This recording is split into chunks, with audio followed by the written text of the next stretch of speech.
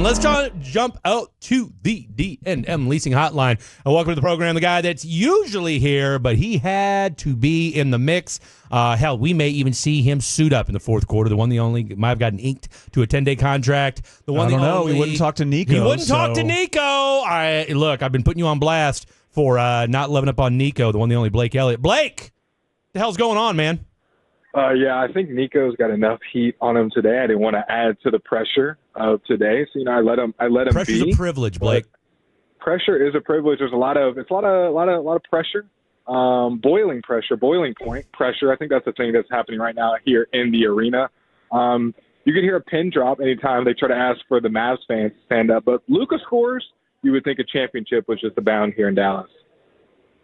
Well, Blake, thank you for letting me take your spot for the evening. It's been fun filling in for 47 minutes. We still got about 3 hours left, so we'll see how that goes. But you've been to finals games. You've been to playoff games. What does this atmosphere in there sound like compared to those other games that you've been to? Just because we can't hear it on TV, but we can see it, and we see pretty much every seat is filled.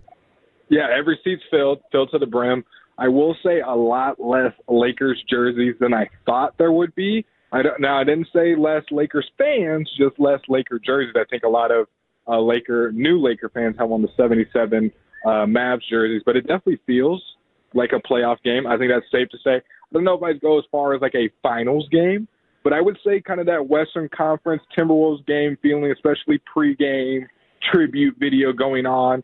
It's just such an awkward place because you see everyone in Mavs gear, but nobody at all cheering for anything related to Mavs. I mean, they try to get them to say defense. Nobody says a word. The only time they cheer is when Luka touches the ball. So I got to ask, because like I said, we've been able to watch a little bit of it, but as you know, you can only watch so much. Two things. Mm-hmm. One, how much different is it watching the game now versus a year ago? Because obviously, look, you and I have been on air the entire NBA season, right? So you and I only are able to watch like parts of the game while we do a show. So how much different has it been able to actually watch a game in its entirety? And then two, how do the Mavericks actually look tonight? Okay, so great question. On that first part, it is nice to kind of watch an NBA up close. It's been a little while since I've been here to hang out with all of the people that I used to see all the time up here. I was chopping it up with your bestie, Nick Angstadt, and he said he'd love to come on the show, him and Isaac. Beautiful. Come in studio.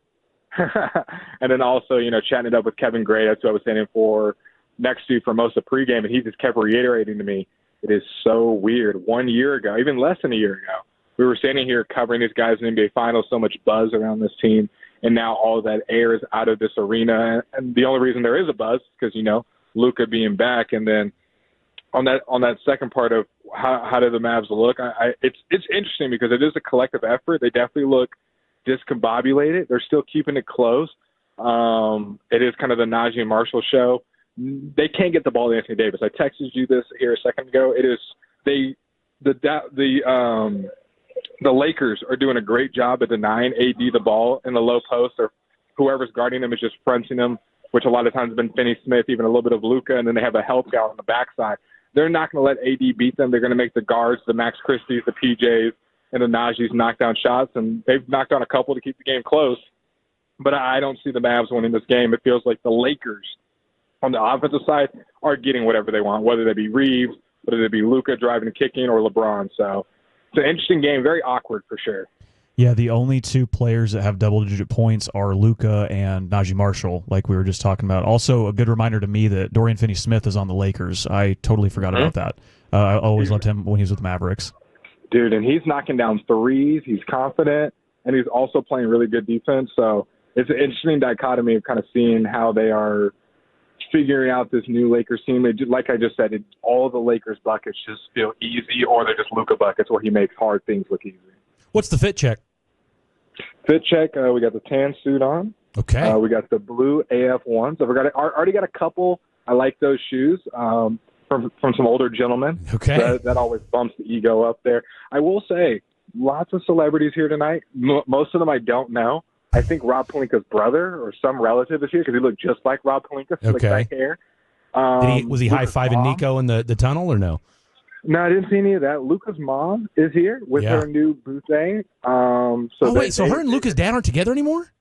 Sasha, no. Oh. So Sasha is here. white shirt, looking great. Everyone had great things to say about him when I spoke about him. And then Luka's mom and her new boo thing were here in Luka 77 Lakers jersey. So they are repping those proud. Derrick Henry's here.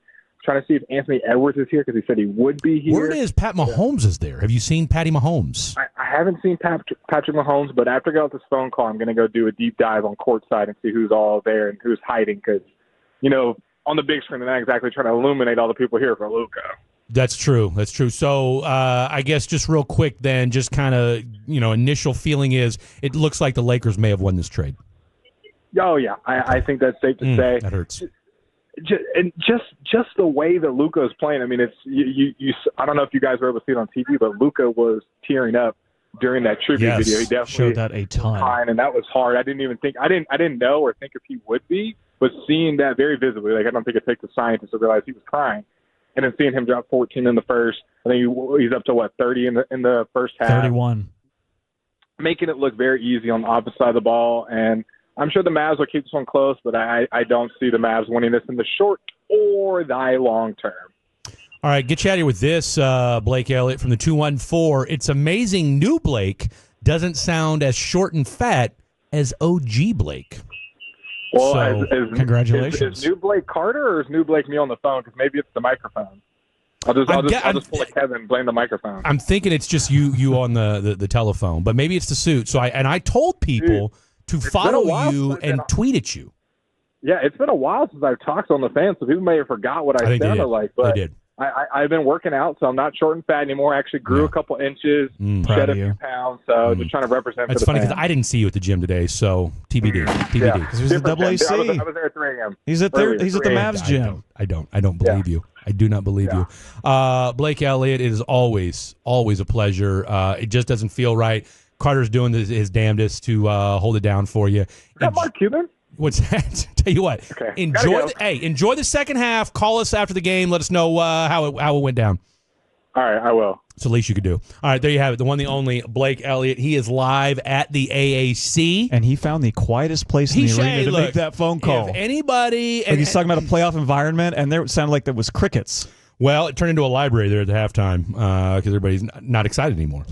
Well, and I mean, let's call it what, like you said. I mean, like he said, we've been able to watch. I mean, AD has been a non-factor. 4 points. Okay, the one. I mean, let's call it what it is. And I look like I've got egg on my face right now because I said, hey, AD's coming out like a man possessed tonight. Well, and he did it against the Pelicans when he got traded to the Lakers. So you were thinking, oh, maybe we can get a repeat 6 years later. And no, his plus minus is minus his jersey number, -3. Nico told us he was the best two-way player in the NBA, but can we at least get another one of the episodes of that prank show he does? I mean, come on, we need something from Anthony Davis. You are a big fan of that. I know. No, I haven't even seen it. Davis has a prank show. Yeah. I'm not committing to it until I get an episode 2. A lot of people said it was pretty good, though. Okay, that's fine and dandy. Give me episode 2. I'm not here for it. I mean, look, how bad does Nico feel right now? And not to belabor the point, but let's do it because why not? Luka's going off, and the guy you traded for and then sold everybody a bill of goods on got 4 points and is clearly getting outplayed. And if you're a Lakers fan, you're saying to yourself, wow, we made okay in that trade. But the Mavs are only down 3. So I'm sure Nico can twist this and the Dumots can twist it and say, well, look, this is what we wanted. This is more of the style of basketball we played, and we're in it. We're in it with the team that's third in the West right now. Oh, by the way, we don't have Kyrie. Tolos are saying exactly.